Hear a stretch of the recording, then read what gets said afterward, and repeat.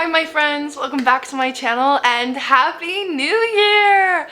It is the first week of 2022 and I hope that this year has already been treating you kindly. With that though, I'm just gonna jumpstart and say, how are your New Year's resolutions going? I know it is a very hot topic right now and that is a little bit about what this video is about. First of all, I'm sorry if my throat sounds kind of froggy. I'm getting over a sickness. I'm on the tail end of it and feeling a little bit better, but it might cut in and out, so just bear with me, okay? So in this video, we are going to talk about why I am no longer doing New Year's resolutions. But before I say anything, I just want you to know, if you are doing New Year's resolutions and you have goals for yourself, goals that you have planned out and that are achievable and attainable, then good for you. I think that is amazing, and we all have our own styles, and that is yours. Congrats. So in this video, I'm going to be talking about why I'm no longer doing a New Year's resolutions. And for me, I realized a long time ago that I do better personally whenever I don't fill up my plate with more goals than what I already have. I'm very hard on myself. I have a lot of goals already. So each year when the new year comes around and I add on more things, I just feel like it becomes even more unattainable. And I start the new year feeling bogged down and already tired and anxious. So this year I decided to combat that and I am doing New Year's intentions instead.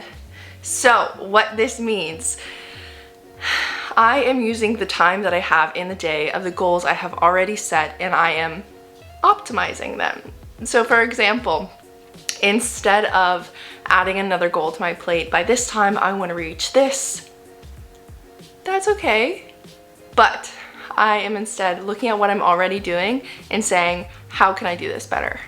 How can I make 2022 even better than 2021 by doing the same thing, but in a better way? So with that, I'm going to tell you my goals, but before I do, please give this video a big thumbs up because it really supports my channel, and don't forget to subscribe for more fitness and healthy videos. So my first intention, I have 5, is to read more. And I feel like everyone says that, but I want to be more intentional about it. I'm going to optimize in my time by reading at least 10 minutes at night. And let me just preface with these intentions, I want to make sure that they are not hard set. For example, if I do not reach an intention, I'm not going to beat myself up about it, and I'm going to see what I did and know that tomorrow is a new day and we'll try it again tomorrow, because I do not want to be bogging myself down with these. I just want to try my best to think about how I'm going to optimize my time, be intentional about my time, and move on. Easy as that. So my nighttime routine right now has been really bad lately. I've just been watching TV until I feel sleepy and then going to bed, which we all know is not the best. TV is not the best for you, as well as at night, screens are not the best for you. So I kind of would like to use my time differently in this and start reading at least 10 minutes in bed every night. And this is just better because reading is better for your brain connectivity, it's better for your vocabulary, it's better for your point of view, because in a lot of different books you're going to be reading other people's point of views and how they're written, and honestly your girl could expand her vocabulary a little bit. So that's what we're going to do.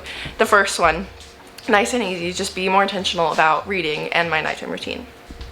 Okay, moving on to intention number 2, and that is waking up and drinking 8 ounces of water pretty much immediately, waiting 30 minutes, and then having my coffee. I am notorious right now for waking up, feeling exhausted, and just chugging the coffee, which is really bad for my anxiety.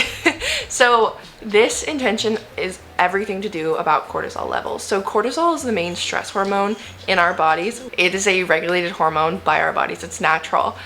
But the thing is whenever we sleep, our cortisol levels go low, and then whenever we wake up, it usually takes us about 30 minutes to an hour to get our cortisol levels back up to normal. During that time, if you have coffee, which is caffeine that is going to spike your cortisol level, when your cortisol level is already spiking from waking up in the morning, then that basically just means you're just gonna have a lot of anxiety and a lot of sharpness and alertness to a point where it can make your cortisol level spike even more, guys.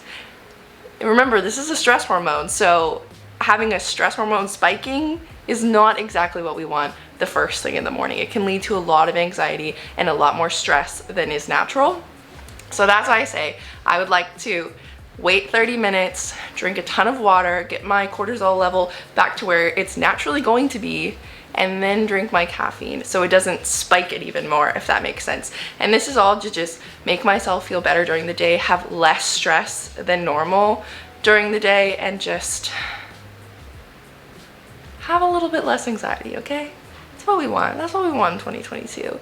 And that's just being intentional about when I drink my coffee, and if I can do something about it, my cortisol level spiking, then I'm gonna do it. It makes me feel better, okay? So that is intention number 2. Intention number 3 has everything to do with scheduling. I would like to, every Sunday, as part of my Sunday routine, just integrate it immediately within my Sunday routine, is prep for the week. And I mean, sit down, open my planner, write out everything I want to accomplish in that week, everything I have already going on, all of my plans, when I'd like to post things, what work I need to do for my full-time job, have it all on the calendar. So I feel like I have no surprises and I'm planned out and ready to go. I can just look at the day ahead and go, oh, I need to do this, this, and this, and I'll have free time here. And that way I feel a little bit more prepared for the day. One thing I like to think of is, if you do not plan for your week, failure to plan equals plan to fail. And I truly believe that, because do you know how much stress we have whenever you look at something the day of and you realize, oh my gosh, I have to do these 5 things and I'm not prepared for them. Having a week where you're more prepared basically equates, in my book, to less stress, less surprises, and feeling like I have a little bit more control over my day, how I use my day, and optimizing my time. If you can't tell, this video is all about optimizing my time. That's literally what you call it, optimizing my time in 2022. Anyway, that is going to be a really big thing of what I do for how to make use of my time, and that is to just take a few minutes on Sunday morning and plan out my week. It's gonna be great. And on that note, we're gonna go to intention number 4, and that is plan out my meals. And I know I said that and all of you go, she's talking about meal planning. I'm right there with you guys. I don't like it either. Making 7 days worth of meals where you eat 3 times a day, 21 meals on a Sunday morning. Ew. I'm sorry. Gross. I don't like that any more than you do. So what I mean by that is I would like to just keep in mind and maybe write out a few ideas of what I want to eat during that week. And it can be flexible. I can change it, but that way it keeps me in mind of if I'm cutting chicken for lunch one day and I look and I see, oh, Brittany, you want chicken for dinner too? Why don't you make some more chicken? That way you can just heat it up for dinner, save time there. Do you guys see what I'm saying? It's optimizing my time in terms of food in this case, and just seeing how I can do a little bit better and make use of my time a little bit more than I'm already doing. And so with that in my mind, I foresee this as helping me eat a little bit healthier too, because actually, no, I take that back. I pray that you guys are better than me in this. I am notorious for getting hangry real quick, like literally 0 to 100, getting hangry, going downstairs, eating the first thing in sight, whether it be healthy or not, because I'm so hungry. So I would like to kind of combat this by having food already planned out. That way I can whip it up, have some chicken left over, and eat that instead, just to try to be a little bit healthier as well, so I can stick to my goals, my fitness goals, my physique goals, all of those things, you know.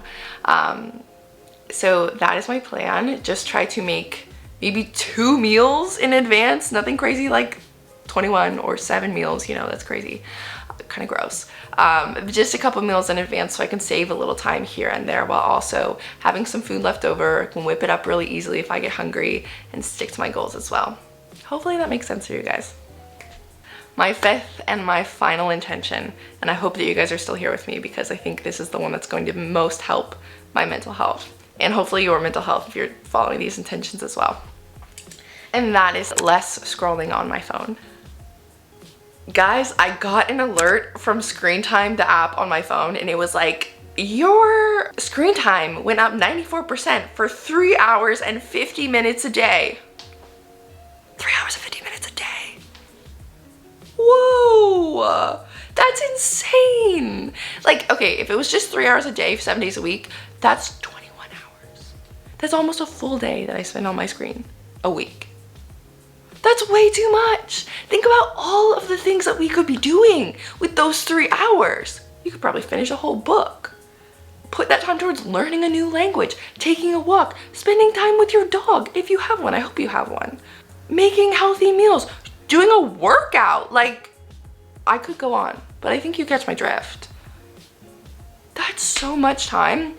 And it's just spending, like, mindlessly scrolling on Pinterest, on Instagram, and that's how they get us, because the scrolling never stops. So the way I'm going to combat this and just be more intentional about my scrolling is not to cut it off completely. I'm not going to go cold turkey here. That's not going to work. But I want to set focus time whenever I need to focus, whenever I need to work, whenever I need to read, whenever I'm working out. Set focus time. Do not disturb. Do not disturb me, okay? And then turn it back on when I'm ready to scroll. That way, the turning on and turning off leaves me in control of my actions in terms of scrolling. I also have noticed that in the apps as well, you can set limits on the time that you want to be in the apps. Say I would only want to spend 5 minutes scrolling on Instagram right now. And it'll alert you, you know, your 5 minutes has been up.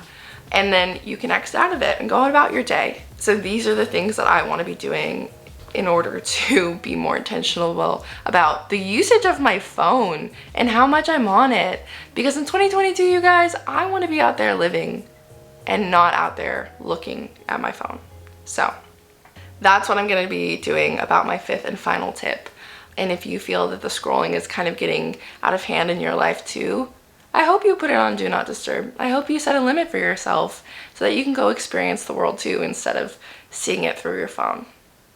Anyway, my voice is getting a little bit hoarse now, so I am going to stop there. Those are my 5 intentions, 5 New Year's, I guess, intentions, whatever you'd like to call it, of 2022, and how I'm going to be optimizing my time to try to get more out of my day of what I'm already doing, just trying to get a little bit better at it. I hope this video makes sense to you guys, and I hope it was helpful. And if you're out there doing your New Year's resolutions or being intentional about your goals, setting goals, whatever it may be, I'm proud of you, and I hope you all the best. Happy 2022, you guys. See ya.